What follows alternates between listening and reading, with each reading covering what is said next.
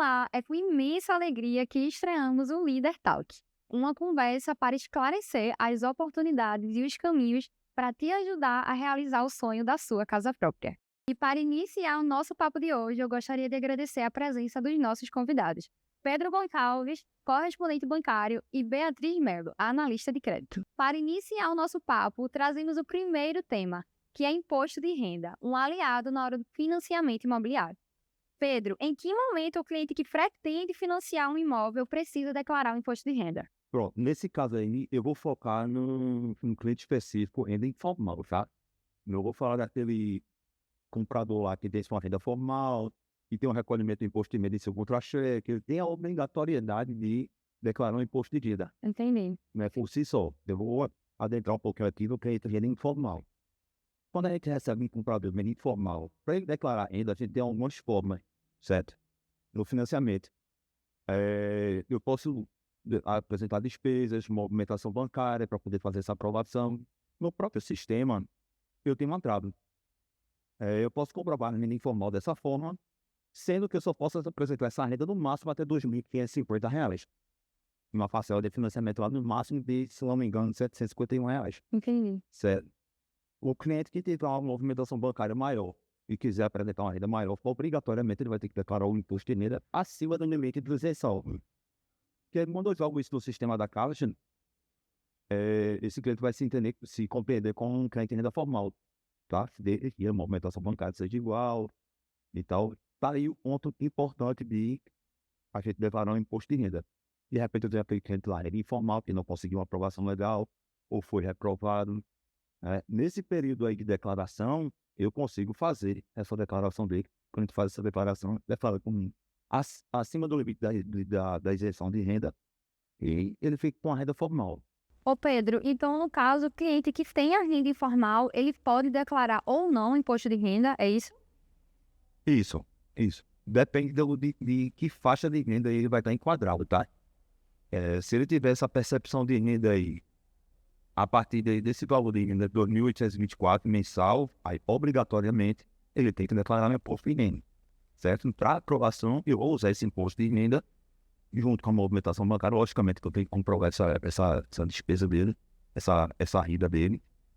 Caso a renda dele seja abaixo disso, a gente pode comprovar só com movimentação e não tem a necessidade da declaração de imposto de renda.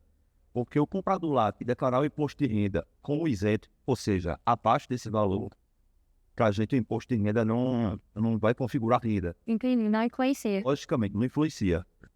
Vou precisar do imposto de renda sim, porque ele pode declarar que tem um bem imóvel naquele imposto de renda, obrigatoriamente eu vou ter que incluir, mas não vai configurar a renda. Entendi. E sobre financiamento reprovado?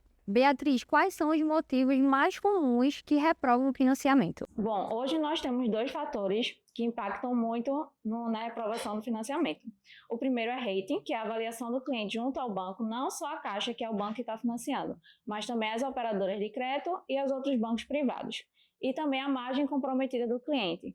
A Caixa analisa todo o valor da renda do cliente e quanto ele está gastando. Por exemplo, se o cliente tem muito cartão de crédito parcelado, a Caixa vai analisar e vai ver qual é o valor da parcela que pode enquadrar nesse financiamento.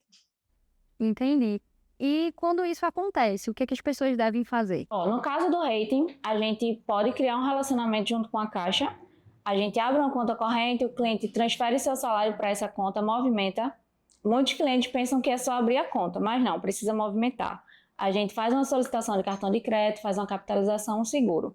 No caso da margem comprometida, o cliente precisa verificar se ele tem muitos cartões parcelados, muitas compras futuras, antecipar essas compras e assim a gente consegue, depois de 30 a 60 dias, fazer a análise novamente e aprovar o cliente. Só pegando o gancho desse assunto que ela falou aí do rating, isso é uma pergunta muito frequente, é uma dúvida muito frequente. O rating, como o próprio nome diz, é avaliação em inglês, né? Muitas vezes a gente comunica, o teu cliente foi reprovado por rating para os corretores, o corretor para explicar isso para o comprador também. Às vezes o comprador não entende. Entre aspas, é um tipo de score, certo?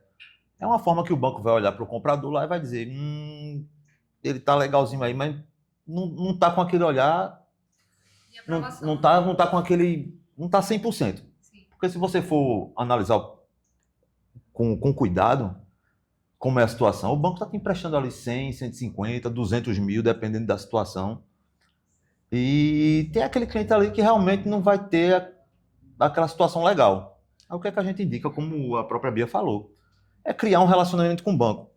É se tornar agradável aos olhos do banco. Por isso que a gente indica que abra uma conta, faça uma capitalização, segura alguma coisa do tipo, para que o banco volte a te olhar com outros olhos, entendeu? Pedro, em relação à restrição no nome, impede que algum cliente, alguma pessoa consiga fazer a realização da compra do imóvel?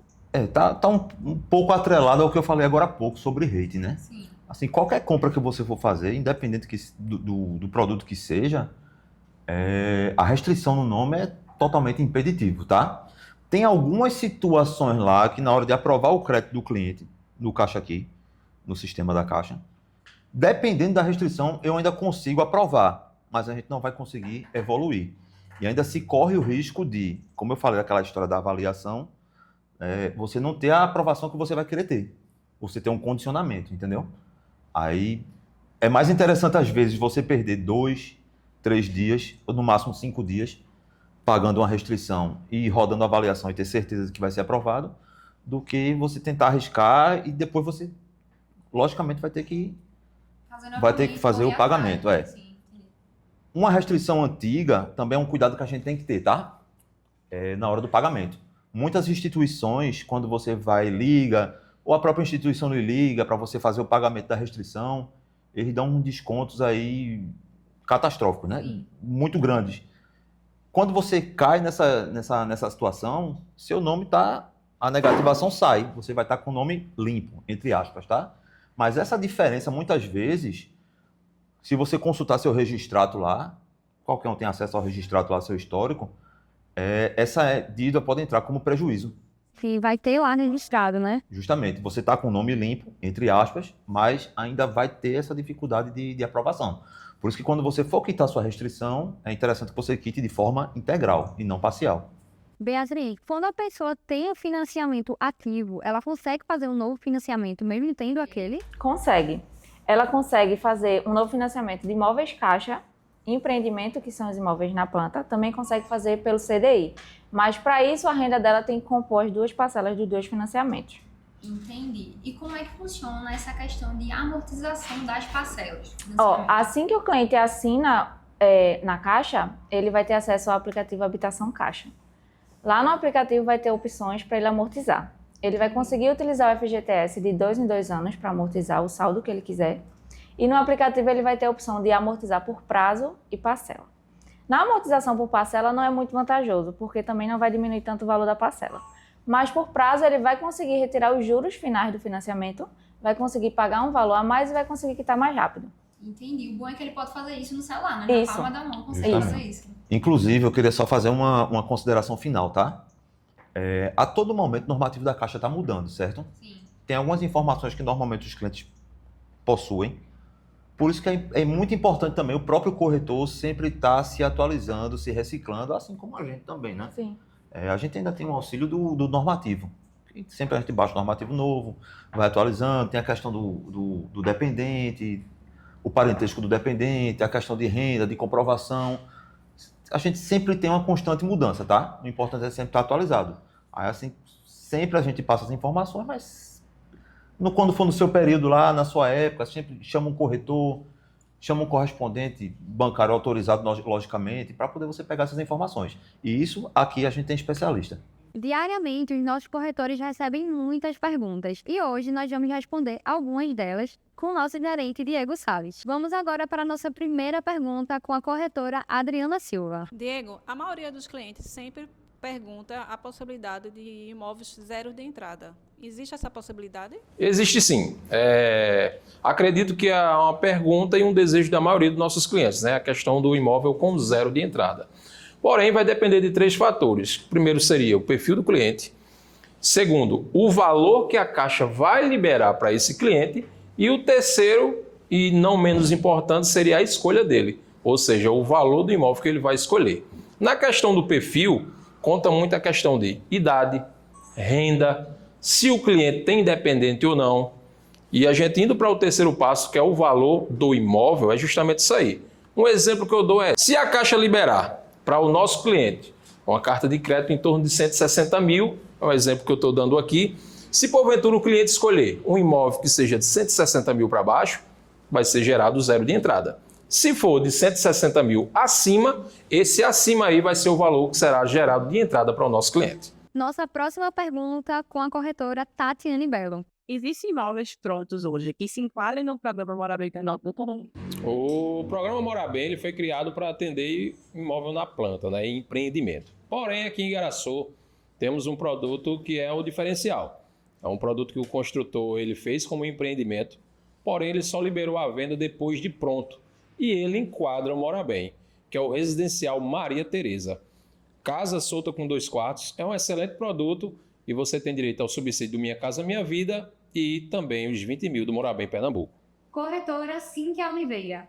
Uma pergunta muito frequente é, caso gere um valor de entrada, quais as formas de pagamento que temos? Hoje a Líder Imobiliária trabalha com 2 padrões de produto, ou de imóvel, seria na planta e pronto. Se tratando de imóvel na planta, dependendo da construção e o tempo que vai ser entregue, o cliente tem a possibilidade de fazer a divisão através de boleto diretamente com a construtora. Mas, se tratando de imóvel já pronto, que é um imóvel que praticamente o cliente com 20 a 40 dias vai estar com as chaves na mão, normalmente essa divisão de entrada é feita da seguinte forma. Ou, aliás, o cliente tem umas 3 opções para pagar essa diferença de entrada para a compra do seu imóvel. Seria FGTS, para o cliente que tem mais de 3 anos de carteira assinada. A segunda opção seria em dinheiro e a terceira seria a divisão em cartão. Então, assim, a gente trabalha de uma forma para tentar sempre a melhor condição para o nosso cliente. Tem todas essas 3 formas de pagamentos, inclusive a gente também trabalha em cima de desconto junto à imobiliária e também com o construtor. Então é isso, pessoal. Muito obrigada, Diego, por aceitar o nosso convite e te esperamos em outros episódios. Pessoal, chegamos ao fim desse episódio de hoje. Eu espero que essa conversa tenha sido valiosa e seja muito aproveitada por vocês. Já se inscrevam no nosso canal aqui no YouTube e ativem as notificações. Aproveitem e também nos sigam nas redes sociais.